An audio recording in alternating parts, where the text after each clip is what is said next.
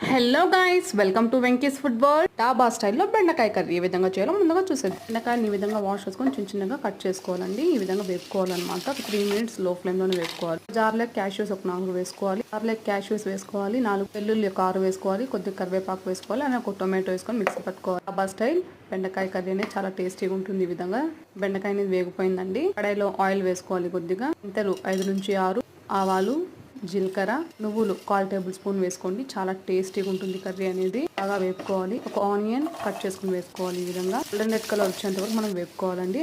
2 మిర్చి వేసుకోవాలి. కొద్దిగా కరివేపాకు వేసుకుని వేపుకోవాలి. చిటికెడు పసుపు, 1 టేబుల్ స్పూన్ కారం, 1 టేబుల్ స్పూన్ ధనియాల పొడి వేసుకొని పచ్చివాసన పోయేంత వరకు వేపుకోవాలి. పచ్చివాసన పోయేంత వరకు ఉడికించాక బెండకాయ వేసుకోవాలి. తగినంత ఉప్పు కూడా వేసుకోవాలండి. అలానే టేబుల్ స్పూన్ శనగపిండిని మనం కలుపుకొని లాస్ట్ లో వేసుకోవాలండి. టేస్ట్ అనేది అమోఘంగా ఉంటుంది. సైజ్ అంతా చింతపండు నీళ్ళు ఇందులోకి వేసుకోవాలి. చింతపండు నీళ్ళు యాడ్ చేసుకుని మంచినీళ్ళు కూడా యాడ్ చేసుకోవాలి.